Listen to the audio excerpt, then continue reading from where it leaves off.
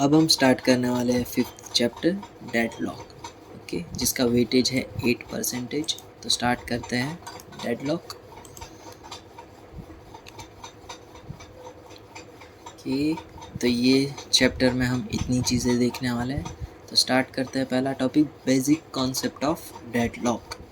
तो पहले तो डेडलॉक किसे कहते हैं, ठीक है। यहाँ पे आप समझो कि पीछे भी और गाड़ियाँ हैं, ठीक है, यहाँ पे पीछे भी और गाड़ियाँ हैं, और यहाँ पे क्या होगा, यहाँ पे सब गाड़ी जो है यहाँ पर आकर ब्लॉक हो जाएगी। तो इस सिचुएशन को हम कहेंगे डेडलॉक, ठीक है। यहाँ पे पीछे भी गाड़ियाँ हैं, ये भी समझो। तो फिर क्या होगा कि ना ये गाड़ी पीछे जा पाएगी ना गाड़ी आगे जा पाएगी। तो ये सिचुएशन को हम कहेंगे डेडलॉक।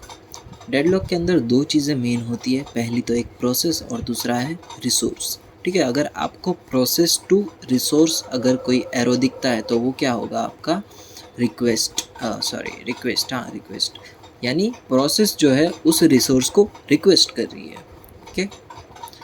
और अगर आपको रिसोर्स टू प्रोसेस अगर कोई एरो दिखता है तो वो क्या होगा कि ये रिसोर्स जो है ये प्रोसेस होल्ड कर रही है, ठीक है।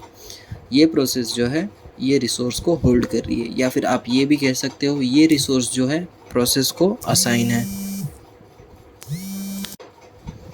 ठीक है। तो आप ये भी कह सकते हो कि ये रिसोर्स जो है इस प्रोसेस को असाइन है, ओके। तो यहाँ पे हमारे पास दो प्रोसेस है P1 और P2, और यहाँ पे दो रिसोर्स है R1 और R2। तो अब क्या होगा, ये रिसोर्स जो है वो P1 को असाइन होगा और ये रिसोर्स जो है वो P2 को असाइन होगा, ठीक है। तो यानी आप होल्ड भी कह सकते हो, ओके। तो अब क्या होगा कि प्रोसेस P1 को जो है R2 की ज़रूरत पड़ गई, तो P1 क्या करेगा, R2 को रिक्वेस्ट करेगा, सेम P2 भी R1 को रिक्वेस्ट करेगा। पर ये जो रिसोर्स है वो किसको असाइन है, P2 को, और ये वाला रिसोर्स जो है वो P1 को असाइन है। तो ये जो है रिक्वेस्ट जो है वो इनफाइनाइट टाइम तक वो करता ही रहेगा, ठीक है। यहाँ पे जो P1 है वो R2 को रिक्वेस्ट तब तक करते रहेगा जब तक कि ये रिसोर्स जो है P2 छोड़ ना दे, ठीक है। और P2 जो है ऑलरेडी इसके लिए रिक्वेस्ट कर रहा है और ये रिसोर्स जो है वो P1 को असाइन है। तो ये जो है सिचुएशन होगी वो होगी हमारी deadlock, okay. A set of processes is deadlocked if each process in the set is waiting for an event that only another process in the set can cause, ठीक है। यहाँ पे हर एक प्रोसेस जो है सेट में, ये दोनों प्रोसेस एक ऐसे इवेंट के लिए रुके हुए हैं जो दूसरी प्रोसेस ही कर सकती है। यहाँ पर ये लोग R2, ये प्रोसेस जो है R2 के लिए रुकी हुई है, पर ये रिसोर्स जो है वो P2 को असाइन है। ये वाला सेंटेंस का ये कहना है। नहीं तो समझ में आया तो नेक्स्ट पॉइंट है हमारे पास, deadlocks are a set of blocked process. Deadlock क्या है, एक सेट है ब्लॉक प्रोसेस का, जिसके अंदर क्या होगा, हर एक प्रोसेस जो है कोई ना कोई रिसोर्स जो है होल्ड करेगी, ठीक है। यहाँ पे P1 ने जैसे R1 को होल्ड किया है और R2 को P2 ने, and waiting to acquire a resource held by another process. और यहाँ पे ये लोग जो है अनदर रिक्वेस्ट प्रोसेस को, रिसोर्स को जो है रिक्वेस्ट कर रहे हैं जो दूसरे किसी प्रोसेस के, तो इसे हम कहेंगे डेडलॉक। यहाँ पर रियल लाइफ एग्जांपल तो ये ऑलरेडी है, सेम ये भी वही है। ये एक ब्रिज है, यहाँ पर भी है गाड़ियाँ, यूँ ही समझो, यहाँ पर भी गाड़ियाँ हैं।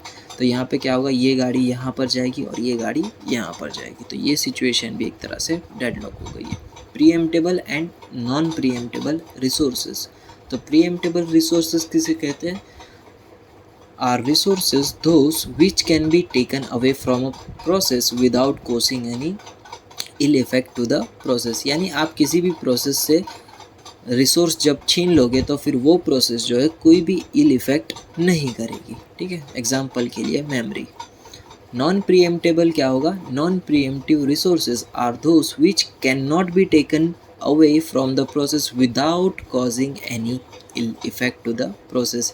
यानी आपने किसी प्रोसेस से आपने रिसोर्स छीन लिए तो फिर वो प्रोसेस जो है कुछ ना कुछ इल इफेक्ट जो है वो करके ही जाएगी।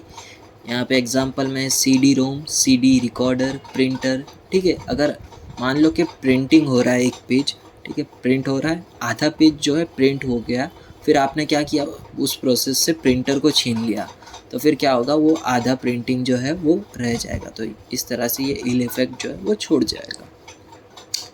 अब है डेडलॉक और स्टारवेशन। हमें पता है डेडलॉक अब और अब स्टारवेशन तो हमें पहले से ही पता है कि क्या है, जो भी हाई प्रायोरिटी वाली प्रोसेस जो है वो पहले एग्जीक्यूट होगी और जो लो प्रायोरिटी वाली प्रोसेस है वो एंड तक रहेगी। तो इसमें जो लो प्रायोरिटी वाली प्रोसेस है उसे हम कहेंगे कि लो प्रायोरिटी वाली प्रोसेस जो है वो स्टारवेशन में है। डेडलॉक में क्या होगा, यहाँ से एक गाड़ी आएगी और यहाँ से एक गाड़ी आके यहाँ पे डेडलॉक क्रिएट हो जाएगा। स्टारवेशन में क्या होगा कि जो हाई प्रायोरिटी वाली प्रोसेस है वो पहले एग्जीक्यूट हो जाएगी और जो लो प्रायोरिटी वाली प्रोसेस है वो स्टारवेशन में चले जाएगी। क्या हो गया ये, ठीक है। यहाँ पे क्या हुआ, ये हाई प्रायोरिटी वाली प्रोसेस है वो एग्जीक्यूट होगी और जो लो प्रायोरिटी वाली प्रोसेस है वो यहीं के यहीं वेट में फंस जाएगी। ओके, इसकी डेफिनेशन देखते हैं। All processes keep waiting for each other to complete and none of them get executed. यहाँ पे जो है हर एक प्रोसेस जो है दूसरे प्रोसेस के कंप्लीट होने की राह देख रही होगी पर उनमें से कोई भी एग्जीक्यूट नहीं होगा। और स्टारवेशन में क्या होगा कि जो भी हाई प्रायोरिटी वाली प्रोसेस है वो एग्जीक्यूट होते रहेगी और जो लो प्रायोरिटी वाली प्रोसेस जो है वो ब्लॉक्ड हो जाएगी।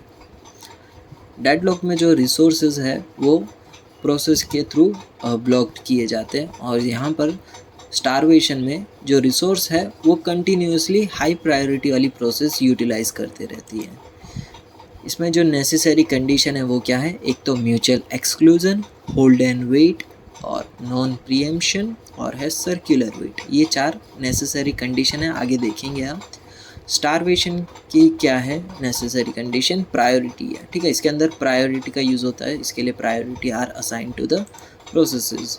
इसका दूसरा नाम जो है सर्कुलर वेट है और इसका दूसरा नाम जो है लाइव लॉक है। ओके, डेडलॉक को आप किस तरह से प्रिवेंट कर सकते हो, avoiding the necessary condition for deadlock. ये जो इसकी कंडीशन है उसे आप अवॉइड कर दोगे तो इससे आप प्रिवेंट कर सकते हो। और स्टारवेशन को हमने देखा है कि एजिंग के थ्रू हम प्रिवेंट करते हैं। Okay, deadlock characteristics next video में देखेंगे।